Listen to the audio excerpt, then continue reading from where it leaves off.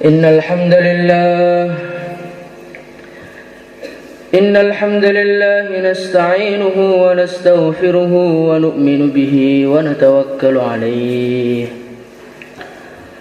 ونعوذ به من شرور أنفسنا ومن سيئات أعمالنا من يهده الله فلا مضل له ومن يضلل فلا هادي له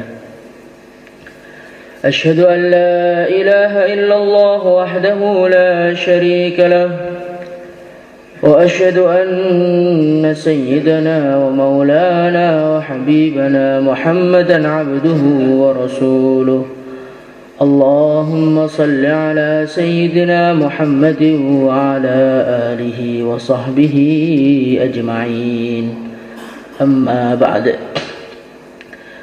قال تعالى في كتابه الكريم والذين جاهدوا فينا لنهدينهم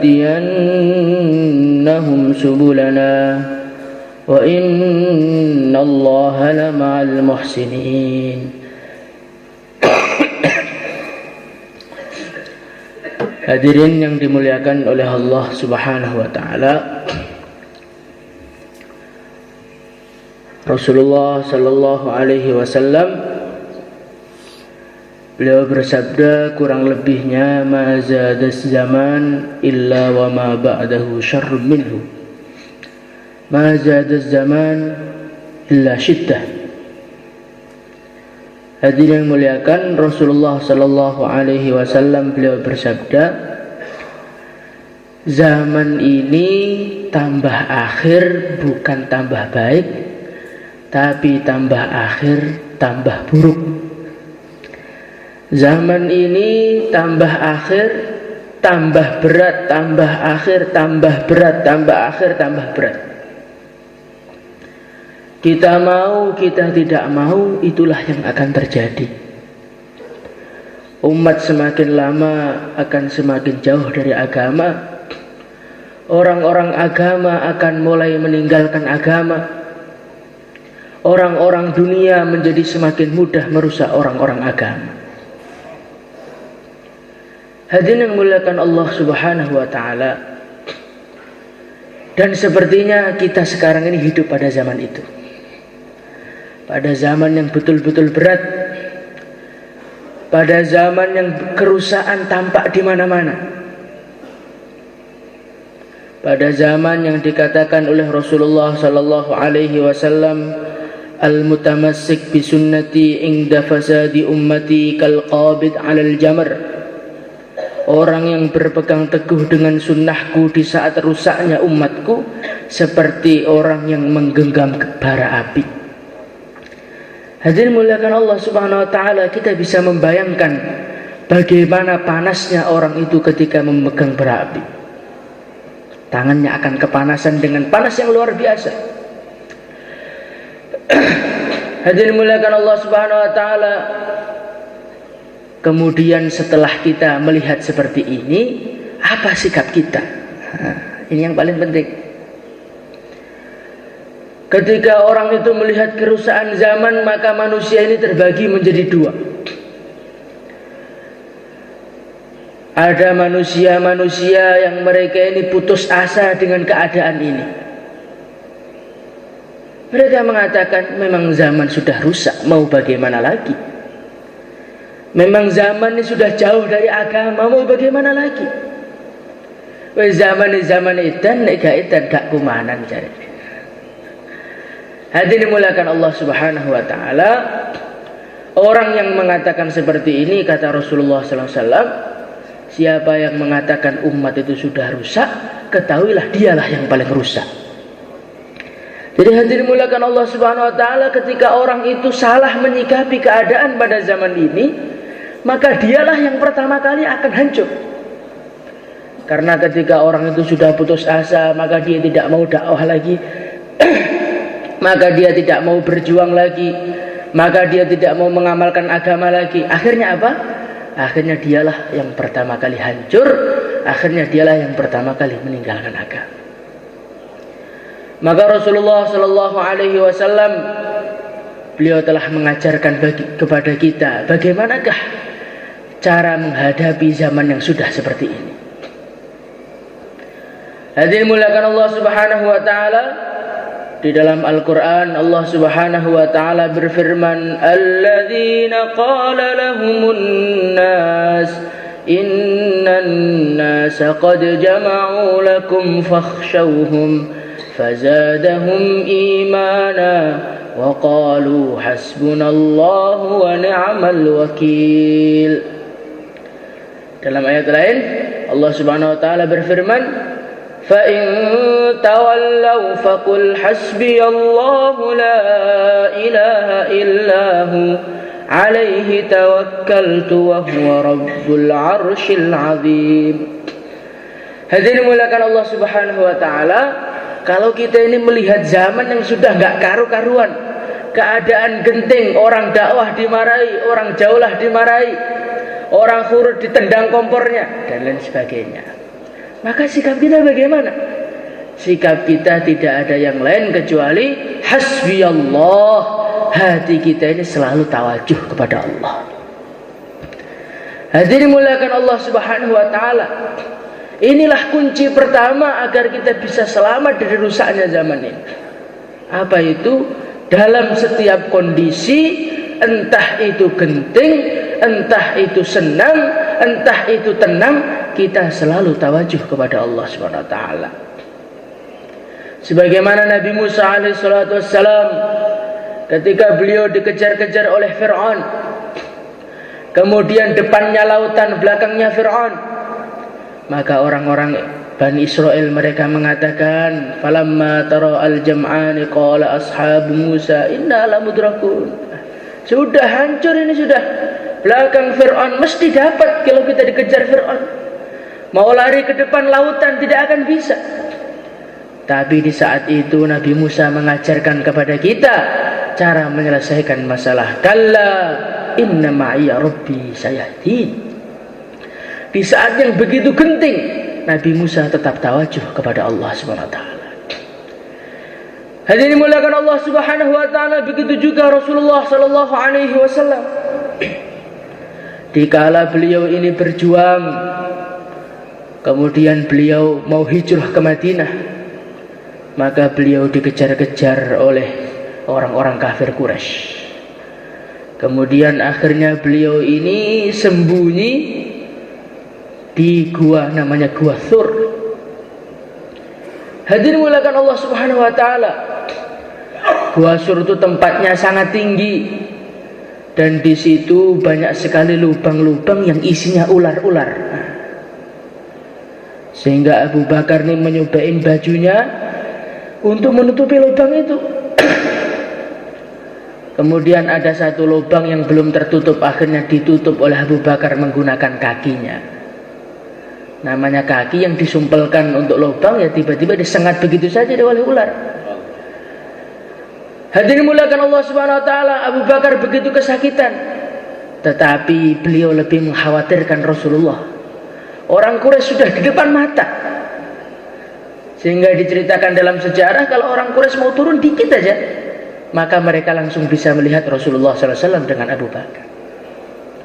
Di saat yang begitu genting, suasana begitu genting antara hidup dengan mati, apa yang dikatakan Rasulullah? La tahzan, innallaha ma'ana. Hai Abu Bakar, jangan bersedih, Allah bersama kita. Jadi hadirin muliakan Allah Subhanahu wa taala, Nabi mengajarkan kepada kita bagaimana di saat genting, di saat kondisi, di saat keadaan mengajak kita tawajuh kepada makhluk, kita tawajuh kepada Allah. Hadirin muliakan Allah Subhanahu wa taala, kalau kita itu menghadapi kerusakan-kerusakan, kegentingan-kegentingan, gangguan-gangguan dengan cara tawajuh kepada Allah, maka insya Allah masalah-masalah itu tidak akan mengenai kita. Hadirin muliakan Allah Subhanahu wa taala, begitu juga di saat kita ini mendapatkan kesenangan, bukan kita ini melupakan Allah, tapi kita juga harus tawajuh pada Allah. Idza jaa nasrullahi wal fath wa ra'aitan nasa yadkhuluna fi dinillahi afwaja fasabbih bihamdi rabbika wastaghfir. Di saat orang ini berbondong-bondong keluar fisabilillah, berbondong-bondong beriman kepada Allah, maka Allah Subhanahu wa taala mengatakan kepada baginda Nabi, fasabbih, membacalah tasbih kamu kepada Allah. Maknanya apa? Dikala senang, dikala susah, kita ini harus tawajuh kepada Allah. Insyaallah hadirin muliakan Allah Subhanahu wa taala. Inilah cara yang pertama, supaya kita ini tidak terkesan, supaya kita ini tidak terikut arus pada zaman ini, kalau kita ini selalu tawajuh pada Allah. Kemudian hadirin muliakan Allah Subhanahu wa taala, cara yang kedua, supaya kita ini tidak terpengaruh dengan suasana keadaan, masalah keluarga, masalah desa, masalah kota, masalah dengan teman kita, masalah dengan siapa saja, supaya kita ini tidak terkesan, maka cara yang kedua adalah walanabluwannakum bisyai'im minal khawfi wal ju' wa naqsim minal amwali wal anfusi was samarat wa basyiris sabirin. Namanya orang itu kalau sudah beriman, maka Allah akan memberikan masalah-masalah kepada dia. Walanabluwannakum bisyai'im minal khauf, aku akan menguji mereka dengan ketakutan-ketakutan dari segala arah. Diganggu oleh orang desanya, diganggu oleh lurahnya, diganggu oleh bupatinya, diganggu oleh teman dan saudaranya, diganggu oleh keluarganya, ditakut-takuti. Walanabluwannakum bisyai'im minal khauf wal ju', Allah akan uji dia, bisnisnya macet, usahanya macet, uangnya kurang, kelaparan. Wa naqsim minal amwali wal anfusi was samarat, panennya gagal. Tapi Allah mengatakan wa basyiris sabirin, berilah kabar gembira kepada orang-orang yang sabar. Maknanya bagaimana? Maknanya masalah-masalah yang akan kita hadapi ini akan kita lalui dengan mudah kalau kita ini mempunyai sifat sabar, mempunyai sifat tabah menghadapi ujian-ujian, tabah mengerjakan perintah Allah, tabah meninggalkan larangan Allah, tabah menghadapi ujian. Hadirin muliakan Allah Subhanahu wa taala, kalau ini kita miliki, maka kita hidup zaman apa saja tidak akan menjadi masalah bagi kita. Hadirin muliakan Allah Subhanahu wa taala, kenapa orang itu rusak itu sebetulnya kenapa? Yang pertama kali karena dia tidak tahan mengamalkan agama. Masa tiap hari acaranya suruh musyawarah pagi, masa tiap hari acaranya suruh jauhlah 2,5 jam. Ini kamu tuh mau menghancurkan kehidupan saya apa? Masa tiap bulan suruh keluar 3 hari, masa tiap tahun suruh keluar 40 hari, betul-betul gak tahan saya mengerjakan ini. Jadi hadirin muliakan Allah Subhanahu wa taala, kerusakan orang pertama kali itu karena gak tahan mengamalkan agama. Kemudian yang kedua kali, sebabnya orang itu rusak gara-gara tidak tahan godaan dunia. Allah Subhanahu wa taala melarang kita maksiat, tapi sekitar kita mengiming-imingi maksiat. Nah, akhirnya lama-lama kayaknya maksiat itu enak juga kayaknya. Di saat itulah orang itu akan hancur. Hadirin muliakan Allah Subhanahu wa taala. Kemudian yang ketiga kali orang tuh bisa hancur nggak mengamalkan agama itu kenapa? Tidak tahan ujian. Dia mengamalkan agama nikmat-nikmat, tiba-tiba dimarahi orang kampungnya, dimarahi oleh pejabatnya, diganggu oleh sana, diganggu oleh sini. Di saat itu kalau dia nggak sabar, memang kayaknya dakwah ini prospeknya nggak bagus di kampung saya ini. Lebih baik saya nggak usah dakwah aja daripada dipukuli orang. Nggak tahan dengan ujian, akhirnya dia tinggalkan agama. Maka supaya kita ini bisa selamat dari rusaknya zaman ini, kunci yang kedua kali apa? Sabar mengamalkan perintah Allah, sabar menjauhi larangan Allah, dan sabar dari ujian-ujian yang Allah berikan kepada kita. Insyaallah hadirin muliakan Allah Subhanahu wa taala. Kemudian supaya kita ini bisa tidak terpengaruh dengan suasana keadaan adalah kalau kita ini wa may yattaqillaha yaj'al lahu makhraja. Kalau kita ini kuatkan takwa kita, takut kita kepada Allah. Setiap orang yang hidup di dunia ini Allah akan beri masalah. Itu mesti. Tidak ada seorang pun di dunia ini yang hidup tanpa masalah, itu tidak ada. Orang kaya masalah, orang miskin masalah, pemuda masalah, orang tua masalah, orang yang belum nikah juga masalah, orang yang sudah nikah juga masalah. Tapi Allah mengatakan wa may yattaqillaha yaj'al lahu makhraja. Barang siapa yang takwa kepada Allah, Allah akan kasih jalan keluar.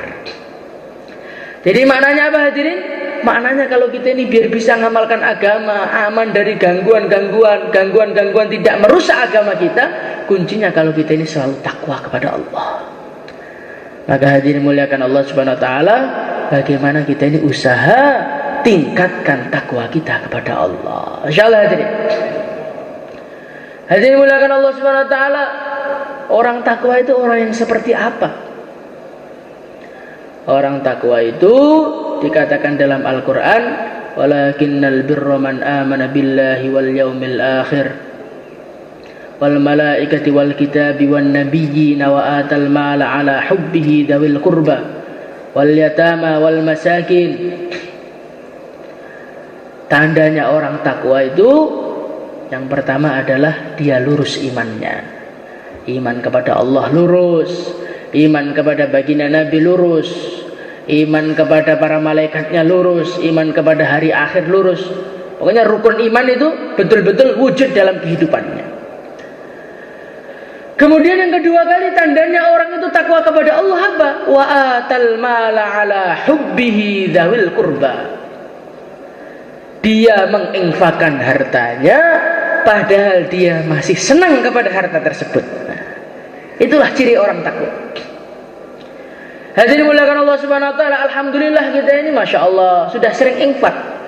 Tapi biasanya infak baju bekas. Nah, infak makanan yang sudah tidak kita makan. Nah, infak uang-uang sisa yang sudah tidak kita perlukan. Hadirin yang muliakan, ini bagus juga daripada nggak sama sekali. Tapi ini belum yang dikehendaki. Lan tanalul birra hatta tunfiqu mimma tuhibbun. Sekali-kali kalian tidak akan mendapatkan kebaikan sebelum kalian itu menginfakkan apa yang kalian senangi. Ya. Inilah yang diceritakan Allah Subhanahu wa taala dalam Al-Qur'an. Jadi kita ini nggak akan bisa takwa dengan 100% kalau kita ini belum menginfakkan harta yang kita senangi. Loh, kenapa infak dengan takwa dikait-kaitkan? Karena kalau orang itu infak barang yang dia senangi, berarti menunjukkan dia itu punya keyakinan barang yang dia senangi itu bukan milik dia. Kalau kita itu yang kita infakkan yang murah-murah, yang bekas-bekas, maka berarti menunjukkan dalam hati kita ini masih ada pemahaman bahwasannya ini harta saya, yang saya keluarkan yang sudah tidak saya gunakan. Nah, ini belum takwa. Orang takwa yang sebenarnya ini sebagaimana seorang sahabat. Beliau ini sholat di kebunnya, maka melihat kebunnya indah sampai lupa rakaatnya. Maka beliau langsung datang sama Rasulullah, ya Rasulullah, kebun saya ini yang paling saya cintai ini saya infakkan untuk agama saja. Maka dengan sebab perbuatan inilah akhirnya turunlah ayat lan tanalul birra hatta tunfiqu mimma tuhibbun. Maka hadirin muliakan Allah Subhanahu wa taala, kita latih diri kita untuk menginfakkan perkara-perkara yang kita senangi. Insyaallah hadirin. Wa atal mala ala hubbi dzawil qurba wal yatama wal masakin. Kemudian di antara tandanya orang iman apa? Wal mufuna, mereka itu menunaikan janjinya idza ahadu, dikala mereka berjanji. Jadi ciri khasnya orang takwa itu kalau memang saya nisabnya bulan 1, ya itu harus keluar bulan 1. Bagaimana hadirin? Kalau kita ini kapan niatnya Pak? Insyaallah saya bulan Desember. Nanti ketika bulan Desember, Masya Allah ini Pak, saya ada kendala ini, saya ada kendala itu, saya ada masalah ini, saya ada masalah itu. Wah, berarti kita ini tidak menepati janjinya. Kalau orang itu tidak bisa menepati janjinya, maka kita ini sulit menjadi orang-orang yang takwa. Maka hadirin muliakan Allah Subhanahu wa taala, bagaimana kita ini belajar menjadi orang yang menepati janjinya. Insyaallah hadirin. Kalau kita ini mengatakan siapa yang siap khidmat markas 1 bulan, saya siap 1 bulan, ya bagaimana kita penuhi 1 bulan 100%. Insyaallah. Kalau kita ini 1 bulan, nanti 1 minggu izin amir, ya ini bagus, tidak disalahkan. Tapi menunjukkan kita ini kesungguhannya itu kurang. Kalau memang kita ini ada kesungguhan dengan sebetul-betulnya, kalau niat 1 bulan ya digenapi betul 1 bulan. Kalau niat khurut 3 hari ya betul-betul 3 hari, nggak ada daftarinya. Itu baru namanya orang takwa. Kalau orang itu belum bisa 100% seperti itu, ini nanti perlu didoakan lagi. Jadi dimuliakan Allah Subhanahu wa taala. Kemudian di antara caranya supaya kita ini bisa selamat dari hiruk pikuknya zaman ini, rusaknya zaman ini, adalah sebagaimana yang dikatakan di dalam Al-Quran. Allah Subhanahu wa taala bercerita, wadda katsirun min ahlil kitab law yaruddunakum min ba'di imanikum kuffaran hasadan min 'indi anfusihim min ba'di ma tabayyana lahumul haqq fa'fu wasfahu hatta ya'tiyallahu bi amrih innallaha ala kulli syai'in qadir wa aqimus salata wa atuz zakah. Di dalam Al-Quran Allah Subhanahu wa taala bercerita, orang-orang Yahudi, orang-orang Nasrani, mereka itu semangat untuk menghancurkan umat Islam. Mereka akan usaha dengan teknik ini, teknik itu, datangkan HP, datangkan internet, datangkan televisi, datangkan hiburan-hiburan dan lain sebagainya, biar kalian semua itu menjadi orang-orang yang buruk. Setelah kita mengetahui ini, sikap kita bagaimana kata Allah? Sikap kita adalah fa'fu wasfahu, kita nggak usah ngurusin itu. Kemudian yang kedua, wa aqimus shalah, sibukkan amal. Hadirin muliakan Allah Subhanahu wa taala. Jadi ini termasuk kunci menyelamatkan diri pada zaman ini. Apa itu? Fa'fu wasfahu. Sudah urusan-urusan dunia, urusan-urusan orang kafir mau merusak kita, mau apa, usaha ini, usaha itu, tidak usah kita perhatikan. Pada zaman ini banyak orang-orang Islam yang memperhatikan perkembangan orang-orang Yahudi. Maka dia menyebarkan berita, orang Yahudi sekarang punya rencana seperti ini, orang Yahudi punya rencana seperti ini. Ketika kita ini terlalu banyak membaca berita-berita mengenai caranya orang Yahudi merusak Islam, nanti akhirnya apa? Lama-lama kita ini timbul putus asa. Oh, ternyata orang Yahudi memang sudah pinter mau menghancurkan orang Islam. Saya cuma mubeng-mubeng metu telung dino apa yo iso. Jadi ketika kita ini terlalu banyak memperhatikan kerusakan umat, orang ini sini tidak sholat, orang ini berbuat kemaksiatan seperti itu.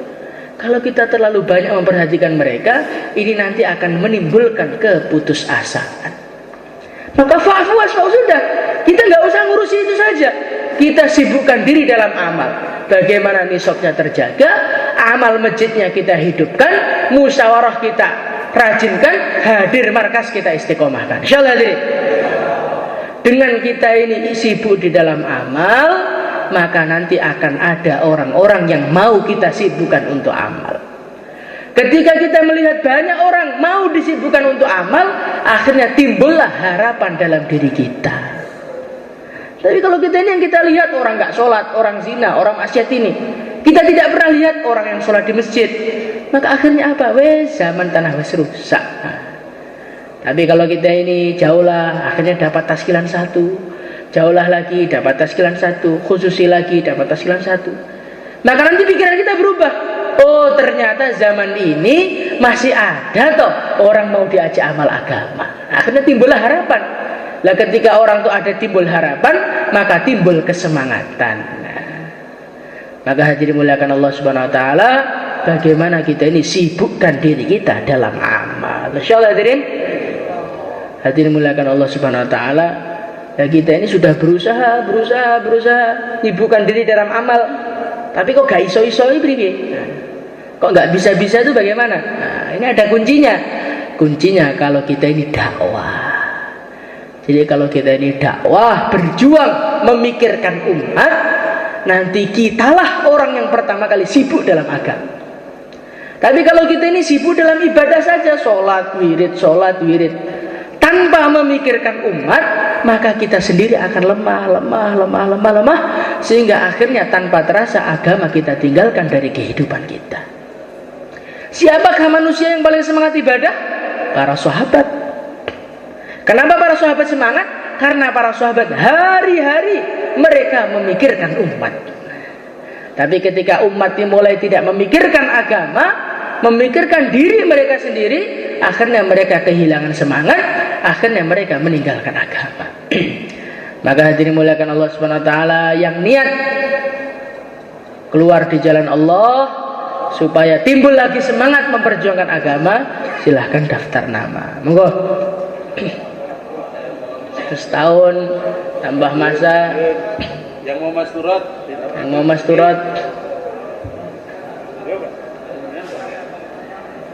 Yang kan mas turut. Insyaallah sedunia hadirin. Silent dunia pripun iki? Khidmat sedaya. Insyaallah sedaya niat niki wau diamalne ben kita niki selamat. Lah niki sampun terbukti kathah tiyang sing selamat kelawan ngamalne napa sing didhawuhaken Allah, napa sing didhawuhaken Kanjeng Nabi. Pun pokoke kita ini sepenting hurute diopeni, perjuangane diopeni mengki lak dugi surga piyambak insyaallah. Nggih sakniki takror 3-3.